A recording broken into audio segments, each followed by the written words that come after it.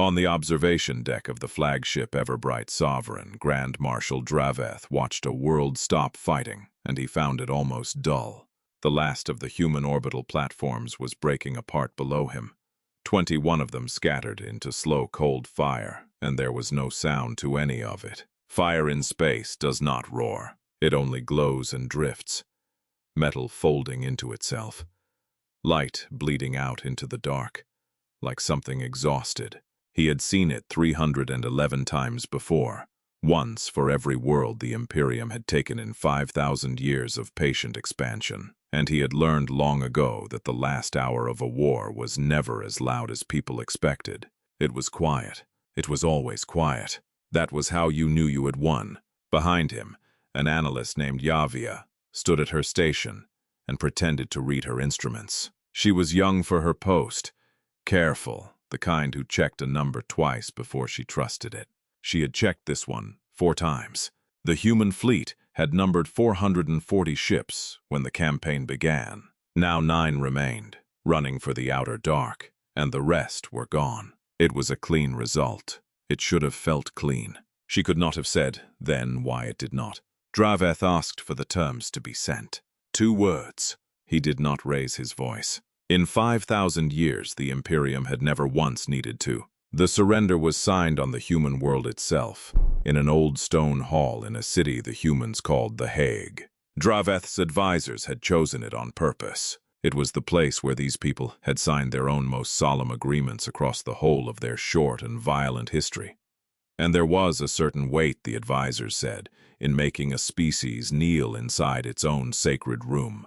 Draveth did not care much for the theater of it. He cared about the result. But he went, because a conqueror who does not attend his own victory teaches the galaxy the wrong lesson.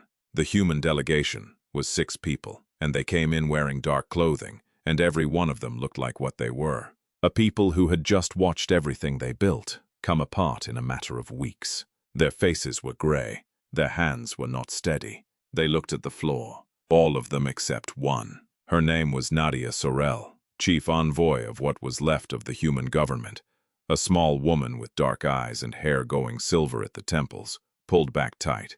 She walked into that hall the way a person walks into a room they own. Her spine was straight. Her chin was level. She looked, Yavia thought from her place along the wall, less like a woman surrendering her species and more like a woman keeping an appointment she had made a long time ago and intended to keep exactly on time. The terms were read. Tribute in resources drawn yearly. Human populations counted and catalogued. All movement between systems to require Imperial approval. Every military force disbanded. Every weapon surrendered. A governor installed above them. The humans signed one after another, and when it came to Nadia Sorel, she picked up the stylus, and she paused, only for a moment, only long enough that Draveth, standing at the head of the hall, noticed it and filed it away as nerves. Then she signed her name and set the stylus down, as gently as if she were setting down a cup. Afterward, as the Tessaran officers gathered to leave, Draveth found himself crossing the floor toward her.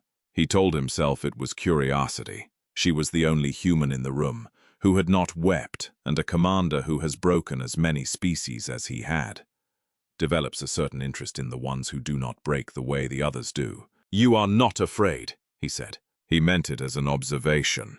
The top of her head barely reached his shoulder. "No," she said, "I am not." "You should be," he told her. "Your world is finished. Your fleet is ashes. In 6 of your months, your people will begin to understand what it means to belong to the Imperium." "Perhaps," she said. Then she looked up at him, and she smiled. And it was not a defiant smile and not a broken one. It was worse than both. It was the smile of a person holding something so heavy that letting even the edge of it show would give the whole thing away. "I think," she said, "that you have won exactly the war we let you see." He looked at her for a long moment, and then he decided she was in shock, or being dramatic. He had read enough of their history to know the humans loved a defiant last word before the end. He turned and walked away without answering. That was his first mistake. He would not learn it was a mistake for 183 days. That night, from a relay tower buried in a mountain range on the far side of the human world, a signal went out. It was compressed and folded down so tightly that the Imperial sensors swept across it and recorded nothing but the ordinary electromagnetic hiss any living planet gives off. To the Tesseran equipment, it was noise. It was not noise. It traveled out past the human moon, past the gas giants, past the edge of the star's reach, out into the deep and empty places between systems, aimed at a set of coordinates that appeared on no Imperial chart, no survey, no navigational record kept by any species in the known galaxy. The signal carried 3 words: "We have fallen. Begin." No one on the human world knew whether it had been received. No one expected a reply. That was not how the plan worked. The occupation moved in with the quiet efficiency of a thing that had done this many times. Tesseran ships settled into high orbit.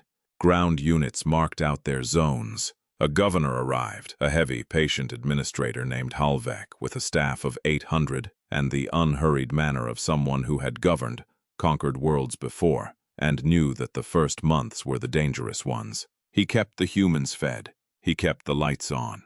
He made a public example of the first few groups foolish enough to organize resistance, made it quick and clear enough that most people understood the price without needing to test it themselves. And it worked. The human world went quiet. It was during the cataloging of seized human hardware that a junior logistics officer named Sen brought Yavia a number that did not balance. The humans had listed their total military strength at 2.8 million personnel. The ships were accounted for. The ground vehicles were accounted for. But the people were not. After every death, every capture, every confirmed discharge was subtracted. The arithmetic still left a gap, and the gap was not small. Nearly 1.6 million trained human soldiers were simply unaccounted for. They were not on any world the Imperium held. They were not among the dead. They were not anywhere. Sen was prepared to be told it was nothing. Conquered species inflate their numbers, he said, half to himself. They want to seem larger than they are. Yavia looked at the figure for a long time. 1.6 million. It was larger than the entire fleet-borne strength the Imperium had just spent 3 weeks destroying.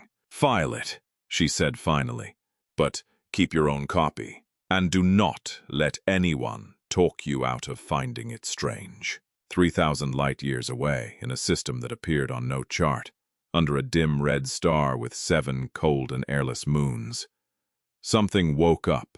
It did not wake loudly. It woke the way a soldier wakes when they hear the one signal they have spent years waiting to hear. Completely, and without a single wasted motion, lights came up along corridors that had been dark for decades. Reactors climbed from a whisper to full voice over the course of hours. And in the largest chamber of the largest structure there, a woman opened her eyes and breathed recycled air and felt the heavy, dragging clarity of a mind returning from a very long sleep. Her name was Commander Rhea Calder. She had been under for 6 years. There was a scar along her jaw from a training accident 2 decades gone, and her eyes were the color of deep water. And when she sat up in the pod, a young officer was already there with a cup for her to drink. "The signal came in at 0300, he told her. "Their world has fallen.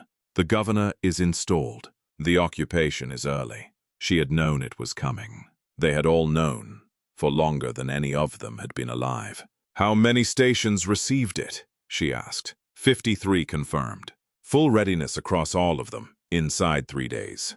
Personnel coming online now. Final count when every station is live, 1.6 million. Calder set the cup down and stood, and her legs were unsteady the way they always were after suspension.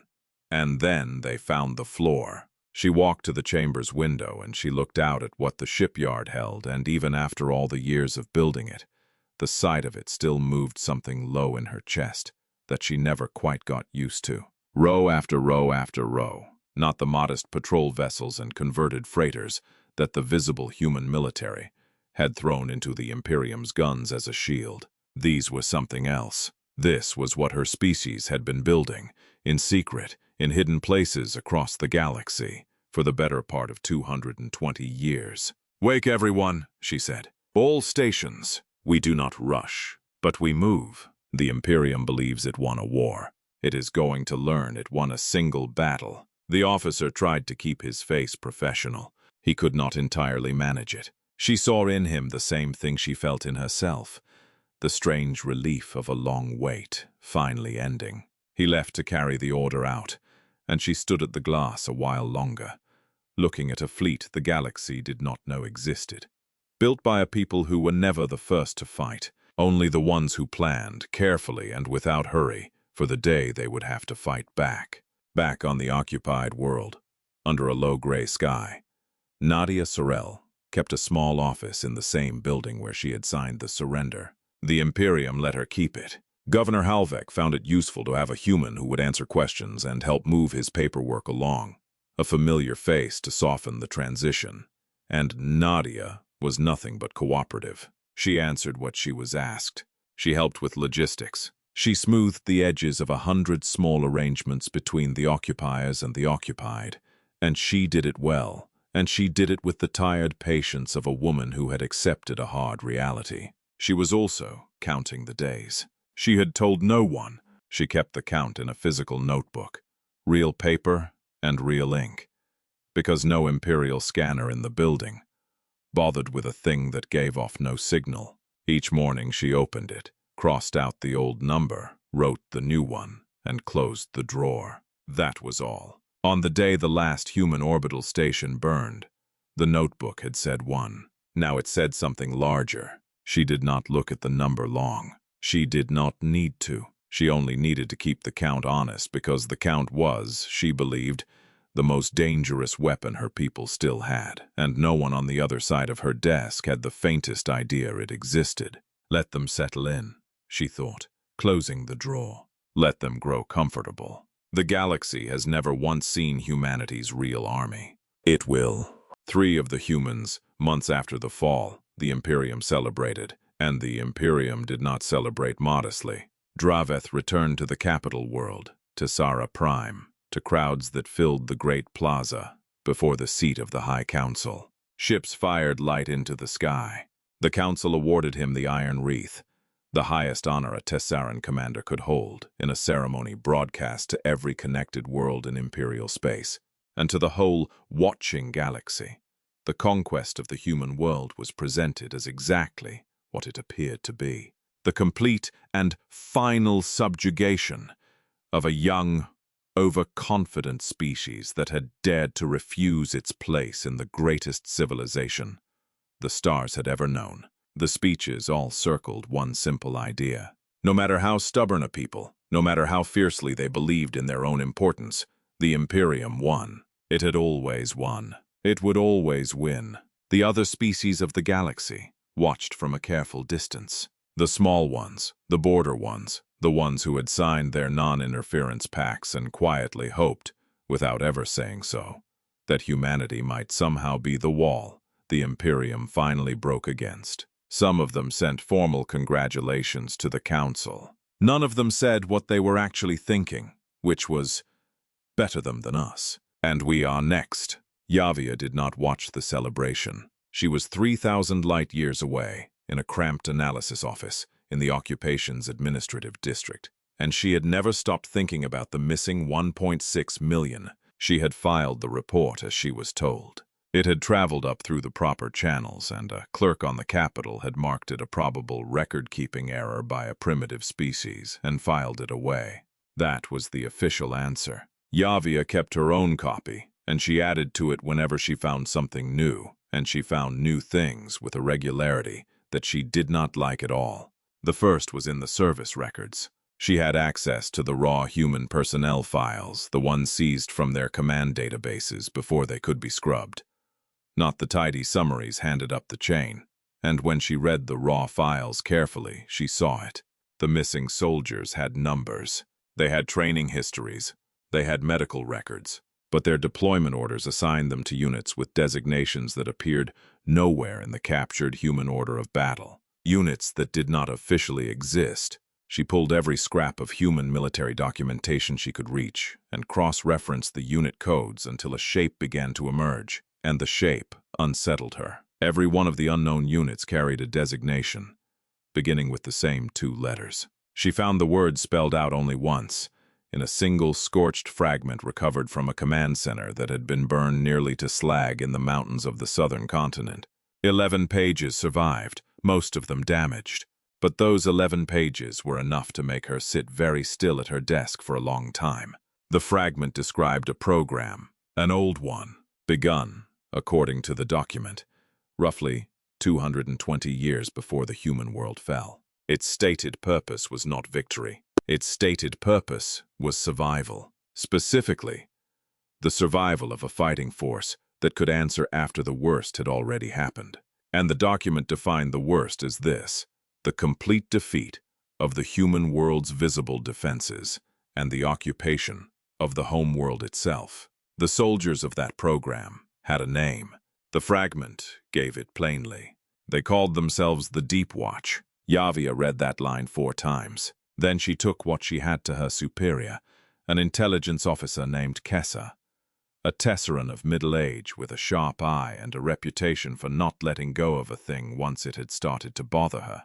Kessa read it in silence. She read it twice. Then she leaned back and looked at the ceiling for a while. "How certain are you?" she asked. "As certain as I can be without the whole document," Yavia said. "Which is to say, not at all. It could be a deception, a false trail they planted to keep us chasing ghosts long after there was nothing left to chase."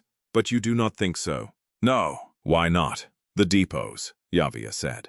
And she told her about the depots. It was another thing she had found, a pattern buried in 40 years of human logistics records that matched no civilian need and no known military one. Enormous quantities of material, metals, polymers, food stores, rated to last a century, energy cells, medical supply, manufacturing components, all of it purchased through shell companies and transport cooperatives, and all of it, at a certain point in the record, simply gone, not consumed, not delivered. Gone, out of every trace anyone had ever bothered to keep. Kessa listened to all of it, and when Yavia finished, she was quiet a long time. "You are telling me," she said slowly, "that the humans may have built a second military, a hidden one they never used. One they never used here," Yavia said.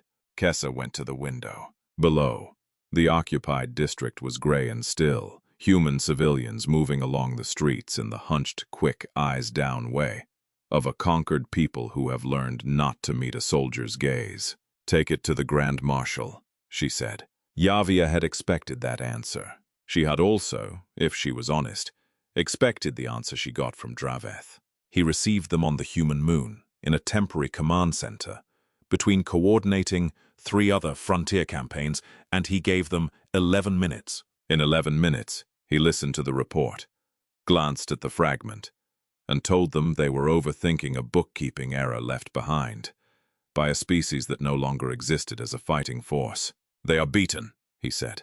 "Their ships are gone. Their armies are disbanded. This reads to me like a plan for something that was never built. Perhaps they dreamed of a hidden army. Perhaps they meant to build one. They did not have the time." "With respect," Kessa said, "we do not know that they did not. The program appears to have begun almost 220 years ago." Draveth's eyes were flat and utterly certain. 220 years ago, he said. These people were still burning chemical fuel to leave their own atmosphere and arguing among themselves over lines drawn on the dirt. They did not have the capability for what you are describing. Kessa wanted to say that capability can be built, given enough time and enough reason to hide it. She wanted to say that he was assuming what he had seen was everything there was to see. She said neither. She thanked him for his time, and she and Yavia left, and in the corridor outside, she stopped and put a hand on Yavia's arm. "Keep your files," she said quietly. "Keep looking, but do not send anything else up through the official channels." "Why not?" Yavia asked. "Because if you are right," Kessa said, "the official channels will not save us. And if you are wrong, there is no harm in being careful, either way." Yavia nodded. They went back to their work, and Yavia added one more line to her private file, and then she sat for a long while in the gray light of a conquered world, thinking about 11 scorched pages and a word she could not stop turning over. The Deepwatch. whoever they were, wherever they were. They had planned for the exact day the Imperium believed was the end of the story, and she was beginning to suspect it was only the first page. The first supply ship vanished 22 days later. It was a routine run, a Tesseran cargo hauler carrying garrison equipment out to the occupied world along its standard approach, through the outer belt of asteroids on a lane that had been swept and charted and used 100 times. It sent its last automatic position ping at 1400 hours. After that, nothing. No distress call. No flash of an explosion caught by a passive sensor. No debris found in any sweep that followed. It was simply not there anymore. The Imperium logged it as a navigational accident. Asteroids happened. Ships were lost. It was rare, but it was not unheard of. An inquiry opened. A replacement was sent. The matter was given a low priority and left to age. 3 weeks after that, a second ship went the same way. Different lane, different crew, different cargo, the same ending. A position ping, and then silence, and then nothing to find. Yavia added both to her file. Then came the night the garrison on Harlow Station went dark. Harlow was a small, lumpy rock, one of the 2 moons the humans had named, useful as a sensor relay and a secondary command post. The Imperium kept 200 soldiers there, along with a communications array and an automated defense grid. At 02:30 on an ordinary morning, Harlow stopped transmitting. Not slowly, not in the stuttering way a station fails when its equipment is dying. All at once. One moment, it was sending its routine status packets. The next it was not. A response team reached it 14 hours later. The buildings were intact. The equipment was intact. The defense grid showed no record of ever having fired. And the 200 soldiers were gone. Every one of them. No bodies, no blood, no sign of a struggle anywhere. Their weapons were still racked. Their armor was still hung. Their personal things were still set out in their quarters, as though 200 people had all at once decided to leave everything they owned and simply walk out into the dark.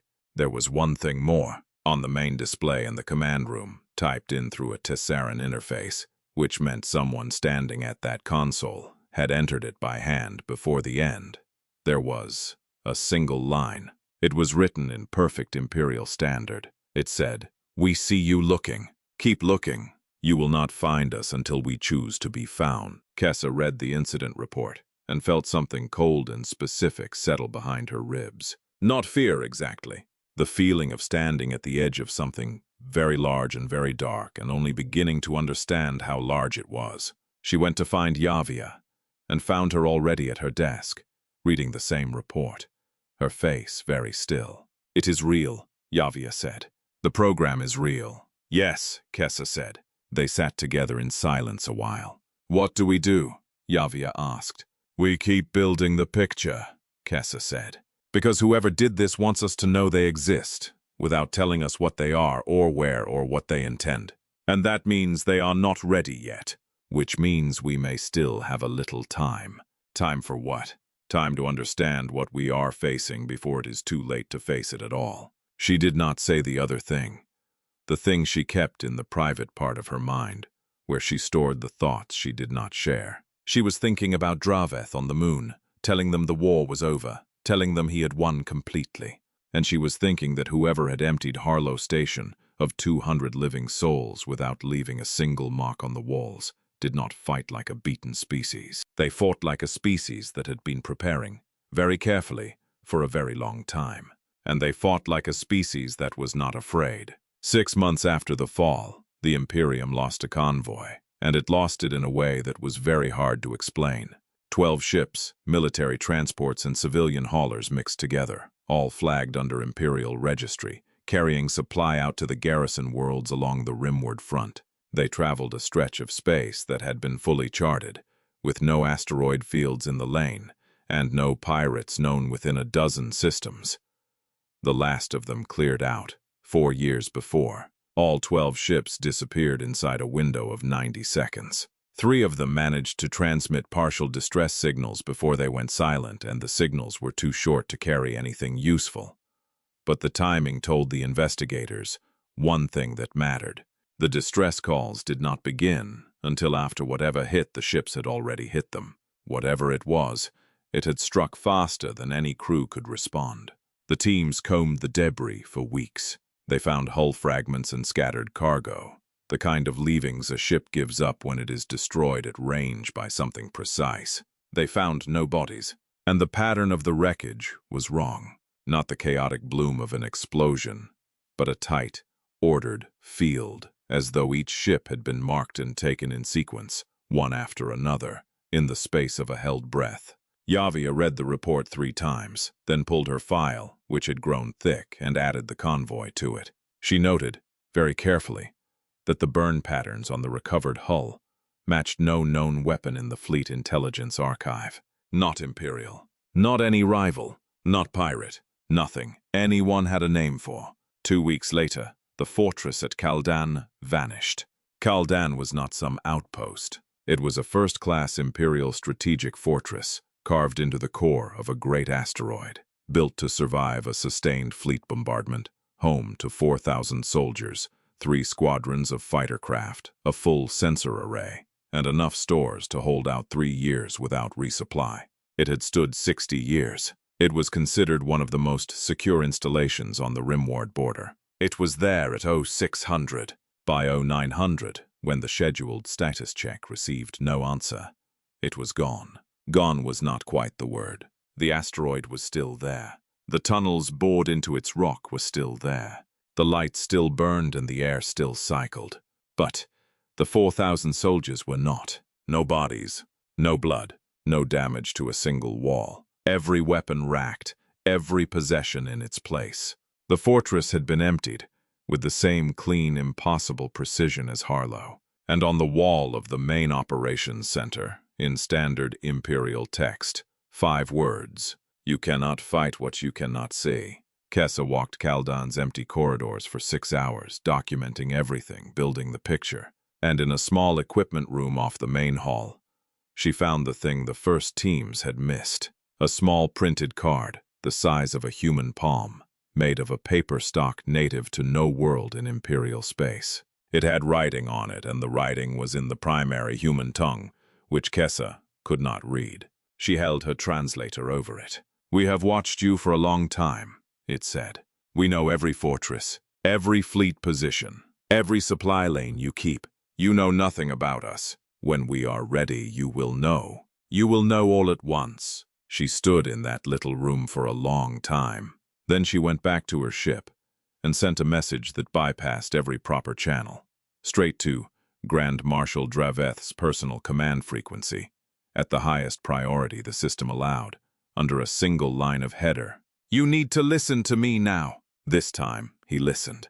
He brought in his senior staff. He brought in the High Council's chief intelligence liaison, an old and careful Tesseran named Ostreth. He had Kessa and Yavia lay out everything they had built. Every lost ship, every emptied garrison, every strange gap in 40 years of human logistics, the scorched fragment, the word Deepwatch, all of it in order, piece by piece, until the room went quiet. Then Ostreth, who had said nothing the whole time, asked the question no one else had asked. "If this program is real," he said, "how many of them are out there?" Yavia answered. Based on the resource records and the missing Deepwatch units, her best estimate for personnel was 1.6 million trained soldiers. As for ships, she hesitated before she said the rest, because saying it aloud made it real. Based on 220 years of quiet material acquisition, cross-referenced against human industrial capacity, her estimate for the hidden fleet was somewhere between 3,000 and 6,000 warships. The room got very quiet after that. "That is larger," Ostreth said slowly, "than their entire visible military ever was." "Yes," Yavia said. "And we destroyed their visible military in 3 weeks," Draveth said. "Yes." Then Kessa spoke, and she chose her words with great care. "I want to be clear about what I believe we are looking at," she said. "I believe the human military we fought was designed to lose. Not by cowards, by planners, by people who understood that if their world ever met an enemy that could beat their visible forces, they would need a second force that enemy would never know existed until it was far too late. The fleet we burned was a shield. It bought time. It hid the real weapon behind it. And the real weapon has been sitting out in the dark for 220 years, waiting for exactly this. She looked at Draveth. "We did not conquer humanity," she said. "We woke it up." Draveth sat for a long moment. Then he gave the order that was, Kessa thought even as she heard it, both correct and far too late. "Find them!" Every intelligence asset in the region. Long-range sweeps of every dark sector within 500 light-years. Every suspected pirate hold. Every uncharted system. Every strange gravity reading. Run down at once. "I want them found." Yavia went back to her office that night and opened her file and did not add anything to it. She only sat with it. Somewhere out there, 1.6 million human soldiers were awake, in ships no sensor could see. And they had left 3 words on a card, in a language the Imperium could not read. "When we are ready, you will know. You will know all at once." She had spent 6 months learning to believe them. She believed them now. That same night, in a hidden station, at the edge of nowhere, Commander Rhea Calder stood before 300 of her senior officers and gave the order they had all been waiting their whole lives to hear. She had spent 6 months waking her people, checking systems, running silent drills in the empty dark, confirming every weapon and reviewing plans that had been written and revised and refined across decades. She had been patient. She had moved slowly. She was done moving slowly. The plan was called Operation Iron Vigil, and it had been written 112 years ago by a human general named Thomas Reyes, a man who had never seen a Tesseran and had been dead for 80 years, but who had understood with a strange and total clarity what would have to happen if the worst day ever came. "We will not fight them the way they expect to be fought," Reyes had written in the plan's opening lines. "We will not line our ships up against their guns and charge. We will fight the way small creatures survive large predators, not with strength, but with patience and knowledge and the willingness to strike where they cannot see us. We will learn everything about them before they learn the first thing about us. And when we finally move, we will move everywhere at once, so that there is no direction left that they can run." Calder had read those words more times than she could count. She found them clarifying. The first phase, she reminded her officers.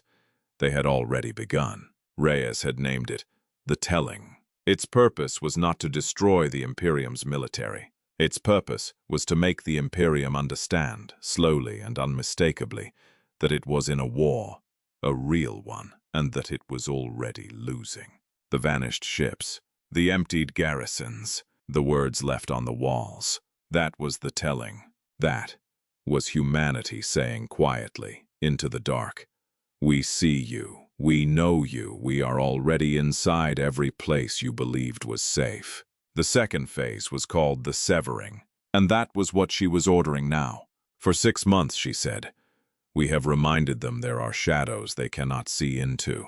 Now we show them what lives in the shadows. Military targets only, supply lines, communication hubs, forward bases. Nothing that feeds a civilian, nothing that shelters one. We hit them hard enough that they cannot hold their occupation without pulling ships from every other campaign they are running. We make the human world too expensive to keep." She looked out at the faces of her people, some of them born in these hidden stations, trained from childhood for this exact hour. And she saw the thing she felt herself, the shaking, enormous feeling of a purpose finally arriving. "But we do not destroy them," she said. "Not yet. Not until they have a choice." Every species the Imperium ever swallowed was given no choice at all. "We are going to be different. We are going to show them what we are, and then we are going to offer them the chance to stop. If they stop, we stop. If they do not, we show them everything all at once, and we make certain it never happens again. Not to us. Not to anyone." Then she said the oldest words in the plan, the ones Reyes had written as the creed of the Deepwatch, passed down through every generation of hidden soldiers for more than a century. "We did not hide because we were afraid," she said. "We hid because we were smart. And now we are done hiding." The room was silent for one moment, and then it was not. The severing did not look like a war at first. That was the whole point of it. The early strikes were surgical and quiet, the kind of thing that could each, on its own, be written off as a failure or an accident if you did not lay them side by side. A relay hub near the Imperial Third Fleet went offline with no explanation. A fuel depot on the far side of the system, the one that fed the occupation garrison, tore itself apart in what looked at a glance like a reactor fault. 3 patrol ships watching the outer edge of the human system stopped answering their check-ins. But the strikes were not scattered. Yavia tracked them on her map, and she watched a pattern take shape with a sick and growing certainty. A deliberate, methodical dismantling of the Imperium's ability to speak to, resupply, or reinforce its position around the human world. The garrison was not being destroyed. It was being isolated. The lanes that fed it were cut one by one. The channels that tied it to the wider Imperium were severed and rerouted and severed again every time the engineers repaired them. The eyes that gave it warning were quietly removed. Within 3 weeks of the severing beginning, Governor Halvek was running a garrison that could still fight and could no longer be reached, could no longer be reliably fed, and could no longer know with any confidence what was happening in the space just beyond its own horizon. Draveth sent request after request to the High Council for relief. 2 fleets were dispatched from Tessara Prime. The first arrived 2 weeks late and lost 4 ships in the first hour to strikes that hit them before they could form a defensive line, and then it pulled back and waited for orders it did not know how to give. The second fleet never arrived at all. It sent a single broken transmission, and then went silent. And the teams sent to look for it found nothing. No wreckage, no bodies. A fleet had simply stopped existing in any way that could be traced. For the first time in living memory, the High Council was afraid. It was during the 3rd week of the severing that the cost of the whole thing found a face, and its name was Elias Vance. He was not a soldier. He had a small machine shop in a district of The Hague, the kind of place that fixed the things a city needs fixed and that no one thinks about until they break. He had a daughter. When the occupation came, the governor's office seized his shop because it was useful, and registered his daughter for labor allocation because she was of an age, and Elias Vance signed the papers they put in front of him because there was nothing else to sign, and he went home to an apartment that was 1 person quieter than it had been. He was not on any roster the Deepwatch kept. He was not part of any plan. He was only a man in an occupied city, and there were millions like him, and that was exactly the point. Yavia did not know his name. She would learn it later, in a file. The way you learn the names that arrived too late to matter and matter anyway. When the severing reached his district, it was because a garrison motor pool sat 2 streets from his shop, and the Deepwatch took the motor pool cleanly, at night, with no one harmed. And in the morning, the labor allocation office was gone with it, its records with it, and a young woman walked back into an apartment that was 1 person louder than it had been the day before. There was no speech in it. No one made it a symbol. It was just a shop that would be given back, and a daughter who came home, and a man who stood in a doorway and could not for a moment say anything at all. The Deepwatch did not take his name in a report of the freed. Humans did not do their arithmetic that way, but it was in there, low and quiet under everything else. The reason for all of it. Waiting for later. Draveth understood by now that he was losing. He did not accept it, but he understood it. He pulled every fleet group he could reach and repositioned them around the human system. He ordered emergency sensor arrays deployed. He was not preparing to negotiate. He was preparing to fight, and it was into that preparation that the signal came. It arrived on a frequency the Imperium used for diplomatic contact, a channel established by Galactic Treaty for exactly this kind of moment. Draveth received it and spent 4 minutes deciding whether to answer. Then he answered. The face on his screen was human. A woman, past her middle years, lean and direct, with eyes that looked at him without a trace of the fear or the submission he had spent a lifetime seeing in the eyes of conquered species. She sat in a plain room that told him nothing about where she was. "My name is Commander Rhea Calder," she said. "I command the Deepwatch. I am going to tell you some things, and then I am going to offer you a choice, and I would ask that you not interrupt until I have finished. This will go better for both of us if you listen first. He said nothing. He listened. She told him what the Deepwatch was. She told him how long it had waited. She told him the shape of it. The 53 stations, the 1.6 million. The fleet, whose exact number she declined to give but confirmed was more than enough. She told him the reason behind it. Not a weapon of conquest, but a last resort, built by people who understood that if humanity were ever to survive the Imperium, it would need the one thing the Imperium had never planned against. And she told him that everything his forces had suffered these past months was the smallest amount of pressure the Deepwatch was capable of applying. Then she offered him the choice. Withdraw from the human world and its system. Release every prisoner. Return everything you seized. Sign a new accord, not the one your marshal wrote, but one negotiated between equals, that recognizes humanity's right to govern itself. Do this, and we stop. All of it stops. We go back into the dark and stay there, and you never hear from us again, unless you come for us again. She paused. Or refuse. And if you refuse, I will show you everything we have held back. All of it, at once, and we will not stop until the Imperium is no longer in any position to threaten a single species in this galaxy. Ever again. She was not angry. She was not threatening. She said it the way a person states a thing they have already thought all the way through, many times, and arrived at completely. A fact, not a boast. I need 72 hours to consult the council, Draveth said. You have 36, she said, and the channel closed. He spent those 36 hours preparing to fight. Kessa watched him do it and knew exactly what she was watching. He repositioned every group he could reach. He readied the arrays. He was not preparing to accept terms. At the 30-hour mark, Kessa requested an urgent meeting, and he gave her 10 minutes. Grand Marshal, she said, we cannot find their fleet. Our arrays cannot find it. If we fight blind, against an enemy that knows precisely where every one of our ships is standing. Every enemy has a weakness, he told her. We will find theirs. We have been trying to find it for 6 months, she said. They have been preparing for 220 years. Then we fight the way the Imperium has always fought, he said.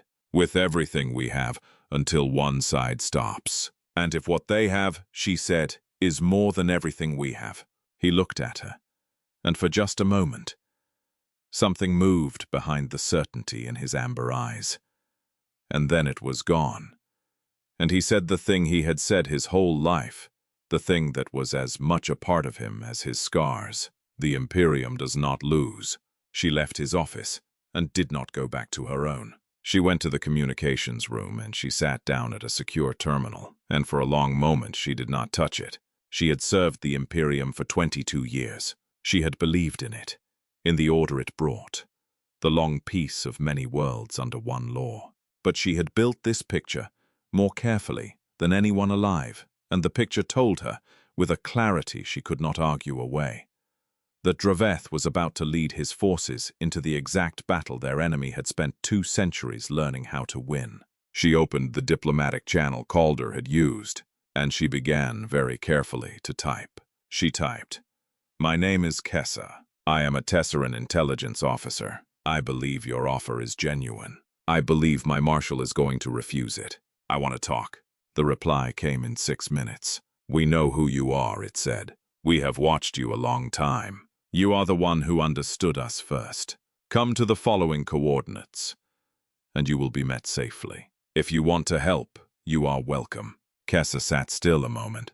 Then she stood, took the single bag she had kept packed for weeks, and walked to the shuttle bay. She flew out into the dark, toward a set of coordinates that led, when she reached them, to nothing at all. Empty space. And then the space opened. There were no fireworks. The ship simply became visible, the way fog becomes visible when light moves through it, gradually and all at once. And it was enormous, larger than any vessel she had seen in 22 years of service. Its hull was a deep, drinking black that was hard to hold in the eye, even when she knew exactly where to look. Its lines followed no Imperial notion of what a warship should look like. Nothing built to impress, everything built to move and to fight.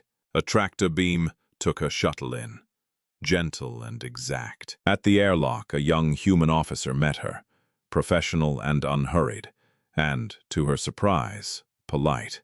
"Commander Calder will see you now," he said. Kessa followed him through corridors where human soldiers moved with the calm, drilled ease of a force that had spent years getting ready for a single purpose. They looked at her with curiosity, not with hate. They were ready to fight, and they were not angry, and that told her something important about the kind of army this was. Calder waited in a planning room full of holographic displays, and the displays showed the position of every Imperial ship in the region, with an accuracy that made Kessa's skin go cold, because they had been tracking every movement for months and the Imperium had never once felt them watching. "Thank you for coming," Calder said, and offered her a chair and a cup of tea. Kessa sat and drank the tea and said what she had come to say. "My marshal is going to refuse your terms." "I know," Calder said. "We expected it. Your council has never once accepted the first offer. It is a cultural thing. To accept terms on the first pass is read as weakness in your leadership. Draveth will fight first, and afterward, if he is alive to do it, he will be in a very different position to talk." "And the fight," Kessa said. "We will win it," Calder said. She said it without heat, the way you report a number. "I am not being proud. I am telling you the arithmetic. We have built for 220 years against exactly this enemy, whose entire way of making war we have studied down to the smallest habit. We are going to win. The only question is how much it costs, on both sides. What you can tell us may lower that cost." Kessa opened her bag and set a data drive on the table between them. "Everything I know," she said. "Fleet dispositions, defensive weaknesses, command structure, emergency protocols, every assessment I ever made of you. All of it." Calder looked at the drive, and then at Kessa. "Why?" she asked. "Not accusing, just asking. Because I spent 6 months learning what you are," Kessa said, "and what you are trying to do. And I think you are right. I think my empire went too far. I think it always went too far on every world for 5,000 years, and no one ever made it stop because no one ever could." She paused. "The galaxy needs to be shown there is a limit, that you cannot simply take everything, forever, without a consequence arriving. You are going to be that consequence. I would rather it was aimed and measured than the other kind. Every life saved on both sides is worth the price of this drive." Calder looked at her for a long moment. Then she picked up the drive. "I agree with every word of that," she said. "Welcome to the Deepwatch." The 36 hours ended. Draveth assembled his fleet, 3 full groups, more than 700 ships, and sent his answer on the diplomatic channel. "The Imperium does not treat with saboteurs and ghosts," it said. "Come and face us openly, or admit your threat was empty." Calder read it. She had planned for it. She gave the order for the revelation. They came out of the dark all at once. Not from a single point, not one dramatic bloom out of empty space. They came from everywhere, from 17 vectors at once, arriving in the same instant at ranges that had been chosen with great care, inside the Imperial fleet's best defensive reach and outside its best killing range. 5,200 human warships dropped out of whatever had hidden them and settled into position with a coordinated precision that takes decades of drilling to make possible. Draveth's 700 ships were surrounded before a single officer could react. The Imperial censors screamed. The bridge crew of the ever-bright Sovereign called out numbers that did not make sense, numbers larger than the whole of humanity's known military had ever been. And Grand Marshal Draveth stood on his bridge and looked at his displays and felt, for the first time in 40 campaigns, the particular, cold weight of a man learning he has been wrong about something very important. Then Calder's voice came over the open channel. "Grand Marshal," she said, "look carefully at what surrounds you. These are not all of our ships. This is what we brought for this. We have more. We ask you one final time to stand down." He looked at the numbers. He was many things. Proud, stubborn, certain, past all reason. But underneath every one of those things, he was a commander who had lived through 40 campaigns by knowing, precisely, the moment a situation had changed beyond any recovery. He looked at the numbers for a long, long time, and then, quietly, he said the words that no marshal of the Imperium had spoken in a combat situation in 5,000 years. "Stand down all weapons," he said. "Open the diplomatic channel." The old creed did not pass his lips. It had nothing left to stand on. The Imperium had lost, and the man who had never lost was the one who had to say it, and he did, in the only way that was left, by choosing for the first time not to fight. On the bridge of the Deepwatch flagship, Rhea Calder let out a breath she had been holding since the order to reveal. Her officers held their stations, still and professional. Someone said, very quietly, "Well done, ma'am." She nodded once. Then she opened the channel back to Draveth. "The talking," she said, "is about to begin." The negotiations ran 9 days. They were held on a neutral platform, a refueling station belonging to the Alacy Merchant Collective, a small species that had kept its independence through 5,000 years by being useful to everyone and dangerous to no one. The Alacy were deeply uncomfortable hosting a meeting of this size, but Calder had asked them personally, and turning down a polite request from the commander of 5,000 ships was not a thing the Alacy considered a real option. Draveth came to the table without his weapons and without his flags and without any of the ceremony that usually surrounded him. He had asked for it that way. Some thought it humility. Kessa, watching him across the table, thought it was calculation. He was already managing how this would look back home, and to arrive in full regalia, to negotiate a withdrawal, would look worse than arriving quietly. He was still doing his job. She respected it, in a cold way. Calder came with a small team, 3 officers, Kessa as her intelligence advisor, and 1 civilian. The civilian was Nadia Sorel. Nadia had been released the day Draveth stood down, along with every human held under the occupation's restrictions, because Governor Halvek had understood the moment 5,000 ships filled the sky that his authority had ended, and had retreated to his office to write a very careful message to the council and begin, quietly, to pack. When Nadia walked into the negotiating room and sat down across from Draveth, neither spoke for a moment. He knew her. She knew him. The last time they had shared a room, she had signed a surrender in a stone hall in The Hague. He looked at her a while. Then he said, "I remember what you told me, that we had won exactly the war you let us see." "Yes," she said. "I thought you were being dramatic." "I know," she said. "That was important. If you had believed me, the plan would not have worked." He was quiet a moment. Then he said a thing Kessa had never in 22 years heard a Tessaran officer say. "I underestimated you," he said. "I will not make that mistake again." "None of us want you to," Nadia said, level and calm. "That is the entire reason we are sitting here. The negotiations were hard, and Draveth was not a simple man, and the Imperium's position was not simply that of a bully who had been struck once and gone contrite.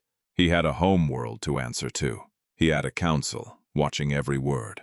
He had 5,000 years of tradition, telling him that the Imperium did not withdraw, did not treat as an equal, did not concede that any other species held a claim to anything the Imperium was obliged to respect.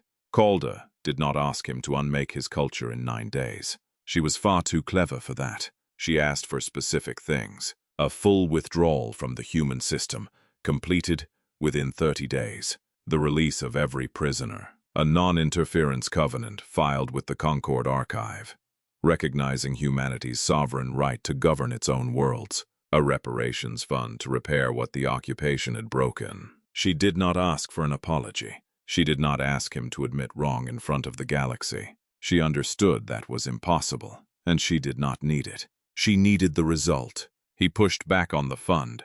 He pushed back on the scope of the covenant. He pushed back on the 30 days. She gave him 45 on the withdrawal. She widened the covenant to cover every inhabited human world, plus a defined zone to grow into. She did not move on the reparations. And Kessa, watching the 2 of them work across that table for 9 days, understood at last what she was seeing. Calder had not come here to humiliate him. She had come to end a thing that, if it went on, would cost both sides far more than any fund. She was building him a way to leave that was not a disgrace, if he had the sense to take it. But it was the last item that broke something open in the room, because it was the item no one at the table expected.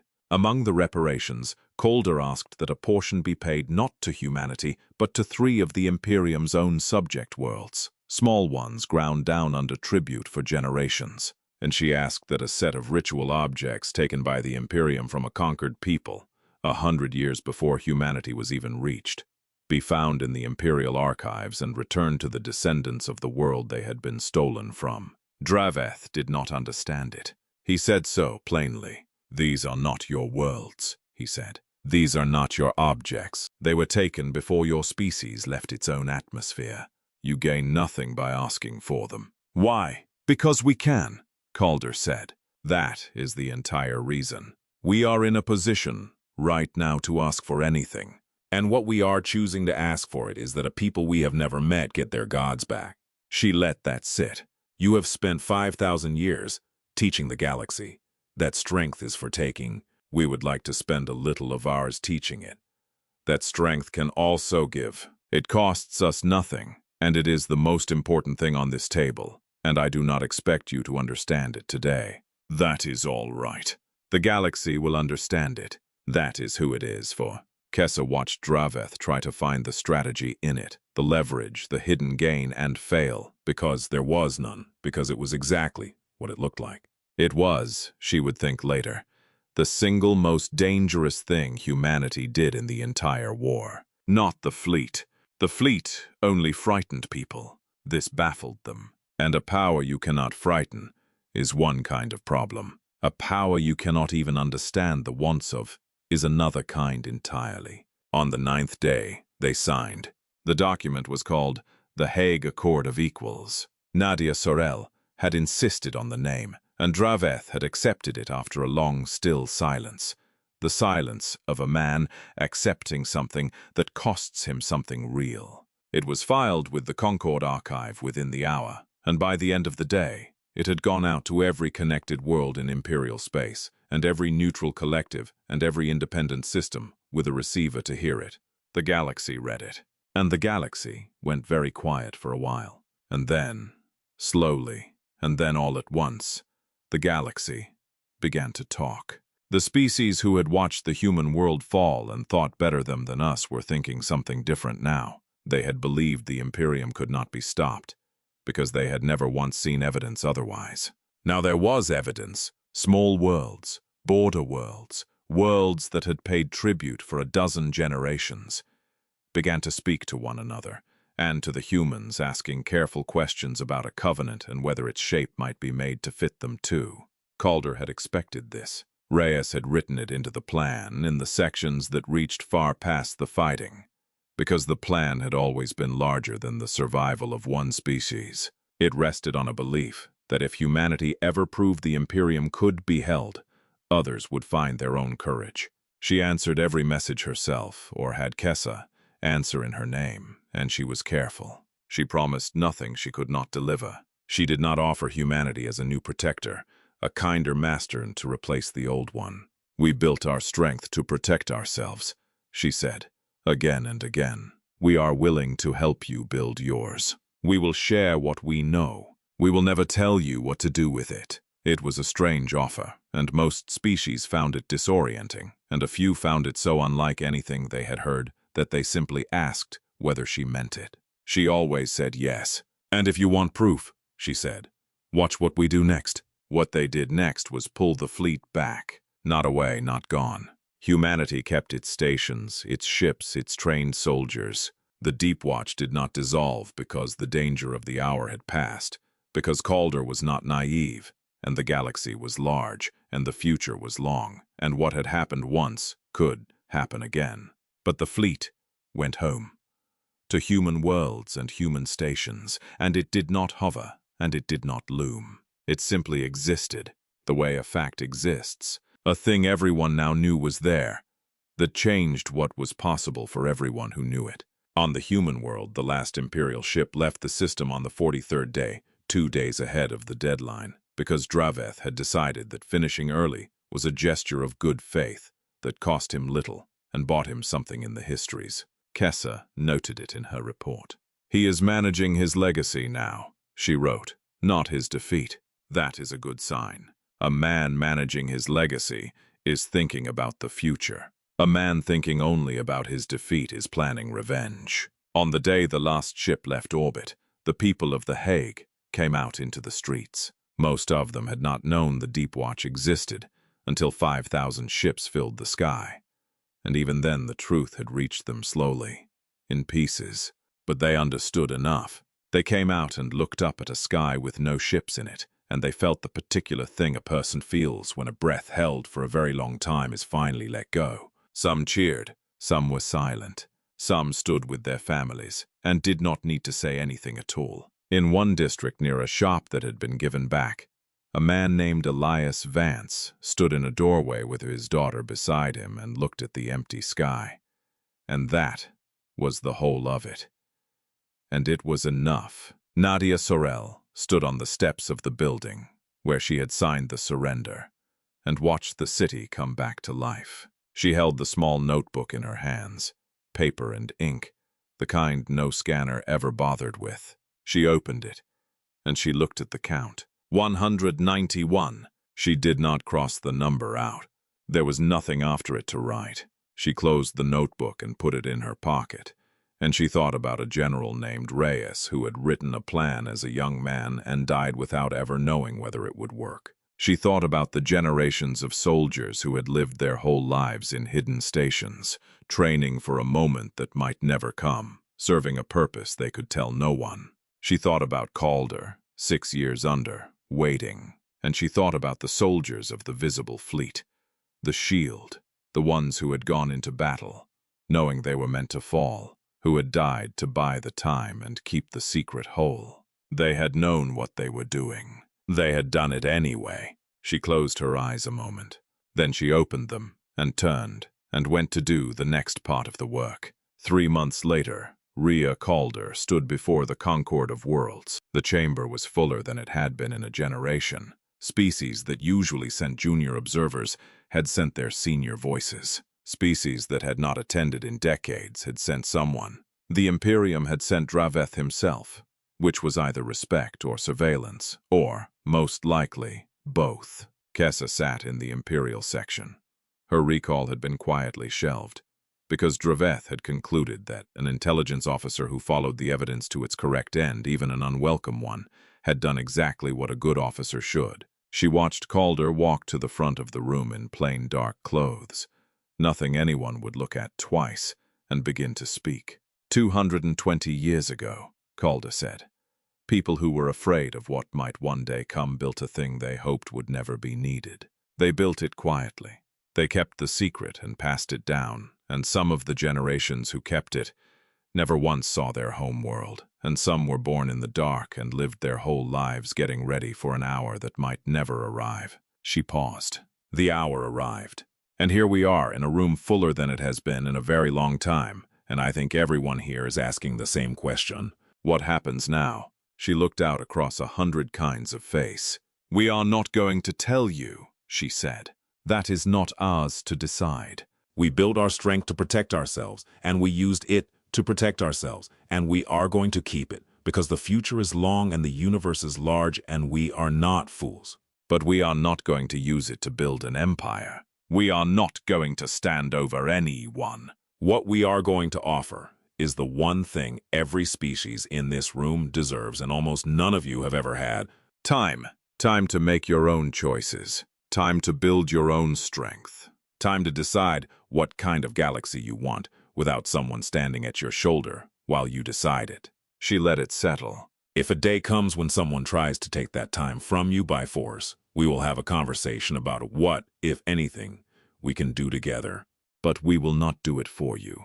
We mean to be your neighbors, not your rulers. That is all we ever wanted for ourselves. It is what we are offering to everyone else. The room was quiet when she finished. Then, from somewhere in the back, one delegate began to make the sound their species made for approval, and it spread unevenly. Not everyone, not all at once. 100 kinds of assent in 100 different registers, and under all of it was a thing the Concord had not heard in a very long time. Something simple and large and real. It was hope. Draveth did not join it. He sat with his hands folded and looked at Rhea Calder with an expression Kessa could not entirely read. Not anger, not admiration. The look of a man who had fought a battle he never expected and come out the other side of it with a changed understanding of what the universe was. Afterward, he crossed the floor to where Calder stood, and he waited until there was a gap, and then he said it quietly, just to her. "You planned all of this." "We planned to survive," she said. "Everything after that we made up as we went." He looked at her a while. "You are more dangerous than I believed you were," he said. "We always were," she said, and did not look away. "You simply did not know it yet." He nodded slowly and turned and walked back toward the Imperial section. Kessa fell into step beside him in the corridor outside, and for a while neither of them spoke. Then he said, without looking at her, "You made the right choice." "In the end," she said. "I know," he said. "It is still a choice I would not have made." "I know that too," she said. They walked a while longer in the quiet. Then he said, in a voice almost too low to catch, "That plan of theirs, 220 years of it, hidden in the dark, ready to wait as long as it had to wait." He shook his head. "We never had a file on that kind of patience." Kessa thought about Calder waking from 6 years of cold sleep at the edge of nowhere. She thought about Nadia Sorel counting days in a small office under an occupied sky. She thought about a general who wrote a plan for a war he would never fight, trusting that someone he would never meet would fight it right when the hour came. "You do now," she said. They parted, without another word, and the doors of the Concord closed behind them. And out in the deep and endless dark between the stars, humanity's fleet waited. Not with hunger, not with ambition. Only with the particular quiet patience of a people who had learned a long time ago that the most powerful thing in the universe is not the will to strike first. It is the will to wait and to plan and to be ready and to never, ever show everything you hold until the moment you truly need it.